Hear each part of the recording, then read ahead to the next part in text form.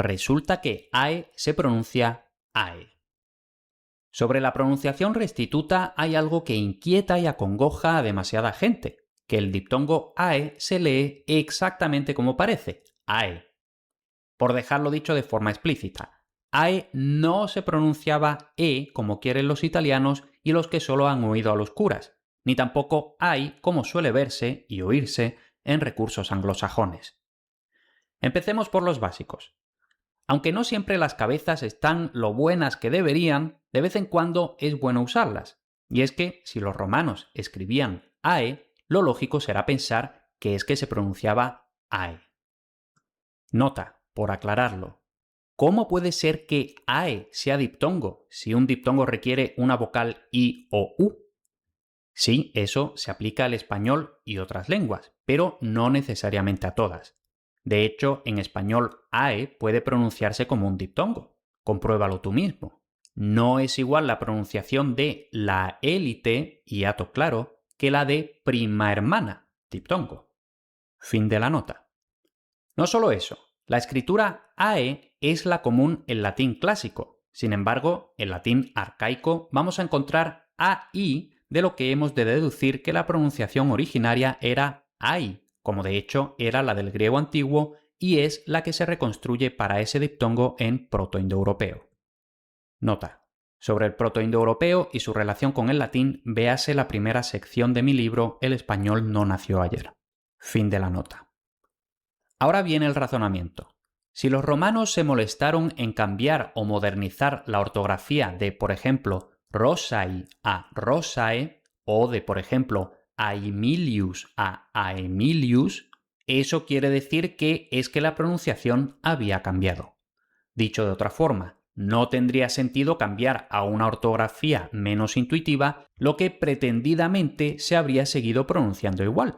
O sea, que si cambiaron la grafía de AI a AE es porque la pronunciación había cambiado de AI a AE.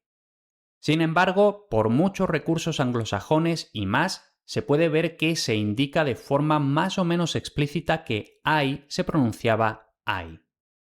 ¿Por qué? Salvo que se demuestre lo contrario, me temo que gran parte de la extensión de esta creencia procede de una fuente concreta, el Vox Latina del lingüista británico William Sidney Allen. Nota.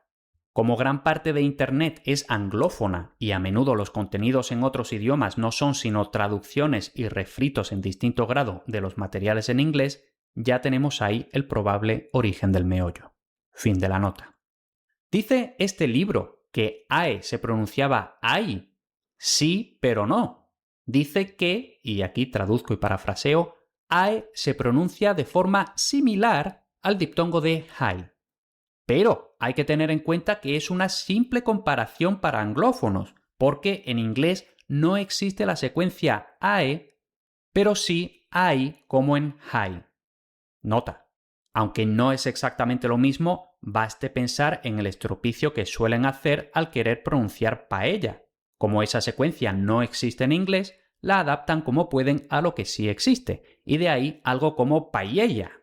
Fin de la nota. De hecho, el propio Allen da testimonios de gramáticos romanos en los que el segundo elemento del diptongo se describe más como E que como I. Cita de Quintiliano. El diptongo AE, que ahora se escribe con E, se pronunciaba antiguamente como AI. Algunos lo escribían AI en todos los casos, como en griego, y otros limitaban su uso al dativo y al genitivo singular. De ahí que Virgilio, siempre apasionado amante de la antigüedad, pusiera pictai vestis y aquae en sus poemas, pero en plural se utilizaba la E y se escribía Sillae galbae. Cita de Terencio Escauro. Por tanto, la letra A se antepone a U y E, y entre los antiguos se escribía I en vez de E, como se muestra por las alteraciones de sonidos, entre las cuales las separaciones de sílabas como en pictai vestis y aulae medio por pictae y aulae. Pero en esas palabras el sonido final suena más a E. Fin de las citas. Y queda por último hablar de la pronunciación como E, más o menos cerrada o abierta, que, como hemos adelantado, es eclesiástica o italiana o arromanzada. Es cierto que ya en el propio latín dialectal, rural, popular, el diptongo AE empezaba a pronunciarse como E larga y abierta, y que en el latín tardo-vulgar que dará lugar a las lenguas romances tendremos E abierta, que en castellano diptongará en sílaba tónica como en caelum cielo o quaeret quiere. Pero, como una vez más, aquí estamos hablando del latín clásico y su pronunciación restituida, tenemos que insistir en que, para sorpresa de muchos, AE se pronunciaba AE.